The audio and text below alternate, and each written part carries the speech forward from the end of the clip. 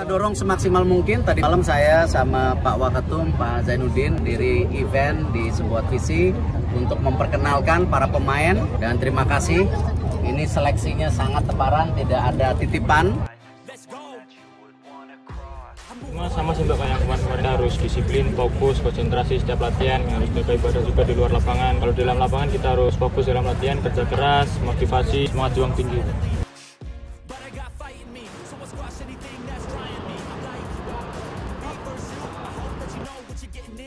Kita berada di grup A yang kita anggap semuanya juga kuat. Bukan berarti kita satu grup dengan Ekuador, dengan Panama dan Maroko. Bukan berarti mereka tim lemah, enggak. Semuanya yang lolos di Piala Dunia adalah tim yang terbaik. Kita akan cari video-video mereka, kemudian kita akan analisa semua pertandingan-pertandingan yang mereka lakukan selama ini.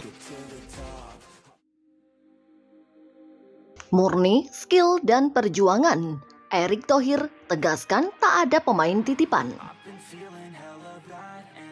Ya, kita bisa lihat pemain dari Papua sih yang tidak punya sepatu harus berlatih 4 jam jalan kaki, masa sih.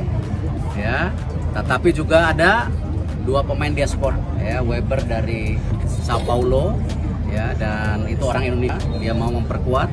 Lalu juga Amar yang sekarang udah di Jerman dari Hoffenheim juga ini memperkuat. Ya, inilah Indonesia. Ya.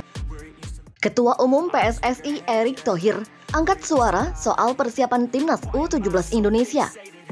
Pernyataan tersebut disampaikan saat Erick Thohir menghadiri acara Tour Experience FIFA World Cup U17 2023 di Pura Mangkunegaran, Solo, Minggu 5 November 2023.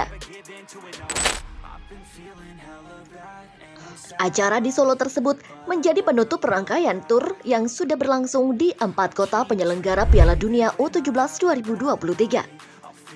Erick Thohir pun angkat bicara soal persiapan skuad asuhan Bima Sakti di ajang Piala Dunia U17 2023. Pada ajang Piala Dunia U17 2023, Timnas U17 Indonesia tergabung di Grup A. Timnas U17 Indonesia bergabung dengan Ekuador, Maroko, dan Panama. Meski ketiga negara tersebut bukan kiblat utama sepak bola dunia, tetapi Timnas U17 Indonesia tetap tidak boleh meremehkan lawan-lawannya. Pasalnya, tim-tim di level U17 berpotensi lebih menakutkan daripada tim-tim dari negara-negara raksasa sepak bola macam Brazil atau Inggris. Erick Thohir juga menjamin bahwa seleksi Timnas U17 Indonesia transparan. Hal tersebut berarti bahwa tidak ada pemain titipan dalam skuad Timnas U17 Indonesia saat ini. Kita dorong semaksimal mungkin. Tadi malam bersama Pak Waketum, Pak Zainuddin menghadiri event di sebuah televisi untuk memperkenalkan para pemain. Demikian ujar Erick Thohir pada Minggu 5 November. Dan terima kasih, seleksinya sangat transparan, tidak ada titipan. Demikian ujarnya. Sebagai bukti, Erick Thohir pun menyebut nama Tonci Shooter Israel Ramande dari PPLP Papua. Tonci sendiri lolos sebagai salah satu dari 21 pemain skuad yang didaftarkan Bima Sakti ke Piala Dunia U17 2023. Sosok Tonci sendiri berjuang keras agar bisa mengikuti seleksi. Erick Thohir pun menyebut bahwa Tonci bahkan tidak memiliki sepatu untuk berangkat menuju tujuan seleksi. Selain Tonci, Erick Thohir juga menyebut 2 nama pemain diaspora. Keduanya adalah Amar Berkic dan Walber Jardim.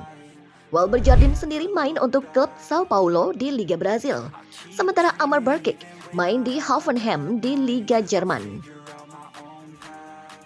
Pada hasil undian Piala Dunia U17 yang dilakukan di markas FIFA di Zurich, Swiss, September silam, memang boleh dibilang cukup menguntungkan Timnas Indonesia U17.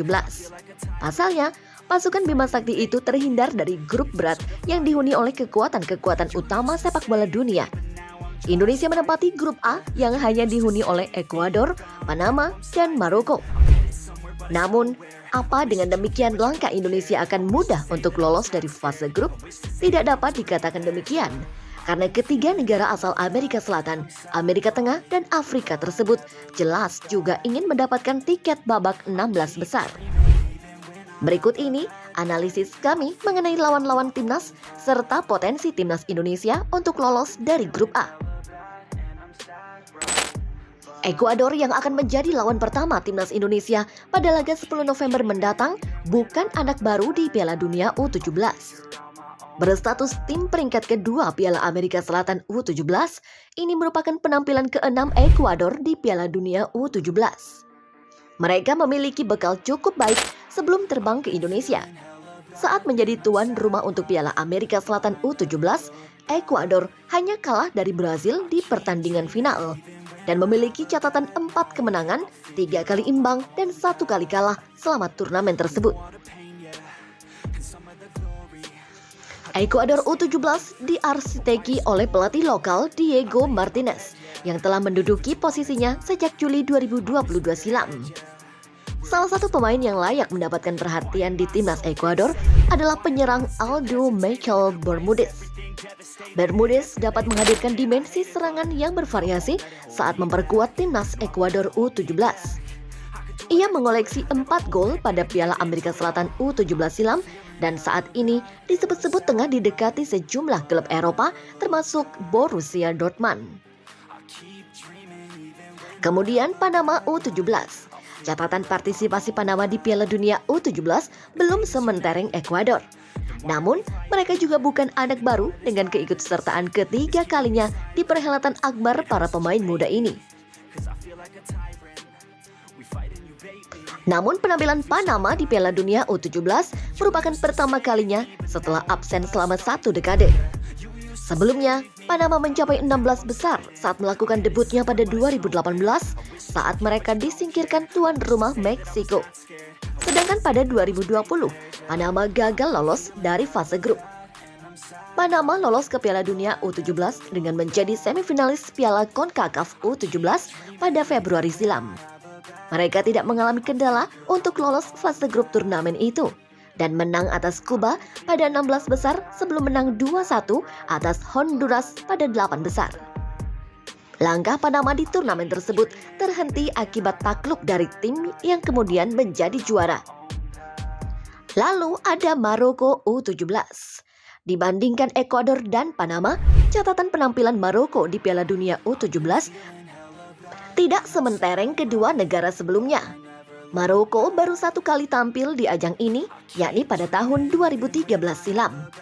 Saat itu, Maroko memuncaki klasemen grup yang dihuni oleh Uzbekistan, Kroasia, dan Panama, sebelum kemudian disingkirkan Pantai Gading pada fase 16 besar.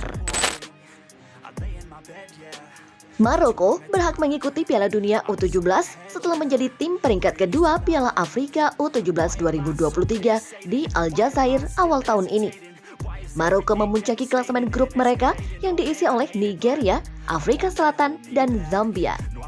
Mereka kemudian mengalahkan tuan rumah Aljazair di perempat final dan Mali di semifinal lewat adu penalti. Namun, pada laga final, Maroko ditaklukkan Senegal dengan skor 1-2 meski sempat memimpin selama 80 menit.